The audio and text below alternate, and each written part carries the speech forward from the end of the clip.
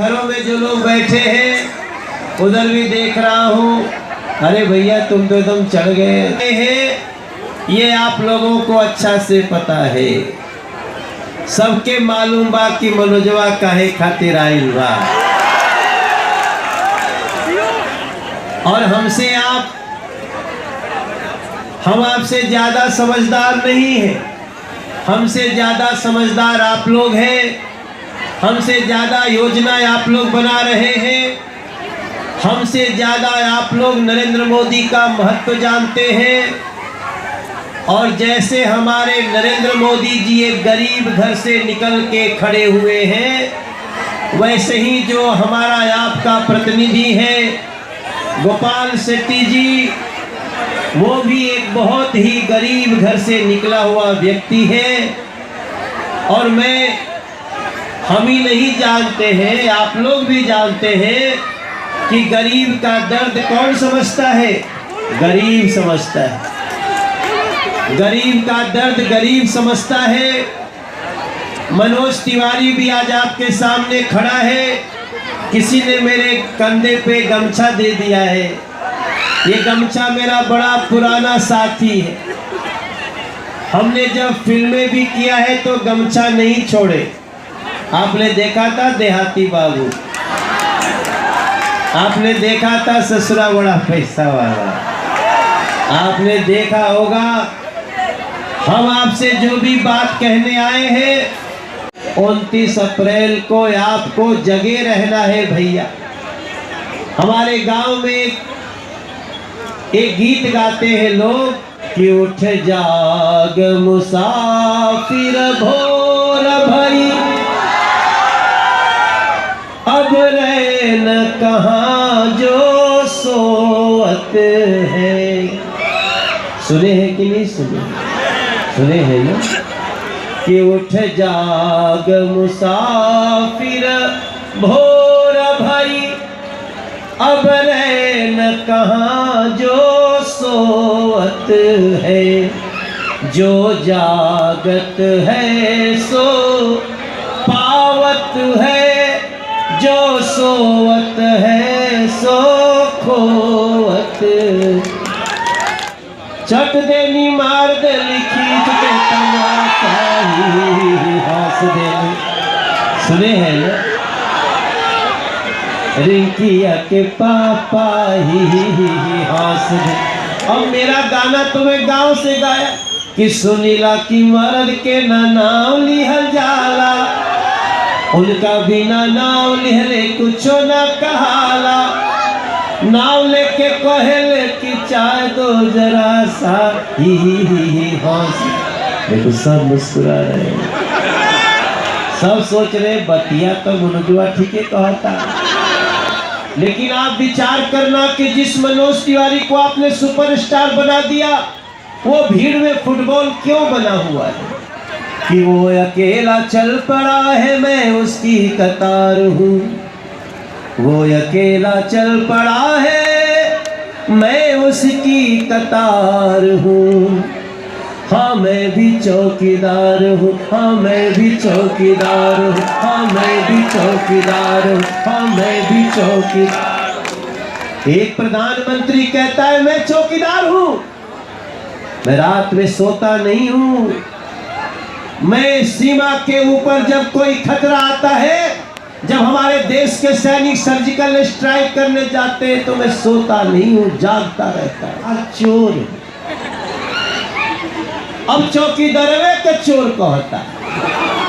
आपने सुना था उल्टा चोर कोतवाल को डांटे। असल में परेशानी ये है कि ये लोग जिस नशे में है ना, राहुल गांधी जैसे लोग, इनको गरीब लोग चोर ही नजर आते। आज जिंदाबाद हो रहा है। अभी उत्तर प्रदेश में जया प्रदा जी चुनाव लड़ रही है, पता चला आप लोगों को? और जया प्रदा जी को एक आजम खान नाम के नेता ने, जो अखिलेश की पार्टी का है, जो बहन मायावती के पार्टी का है, उन्होंने उनको गाली दिया। कैसा गाली दिया हम बोल ही नहीं सकते।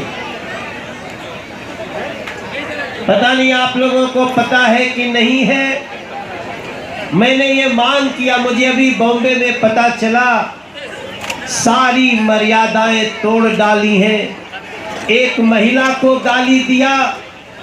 अब मैं राहुल गांधी से, बहन मायावती जी से और अखिलेश यादव जी से इस चारकोप से पूछना चाहता हूं कि एक महिला को इस प्रकार की गाली देना, अभद्र भाषा प्रयोग करना, अगर आप लोग इसके खिलाफ कार्रवाई नहीं करोगे तो आपको भी उसमें शामिल मानेंगे कि नहीं मानेंगे?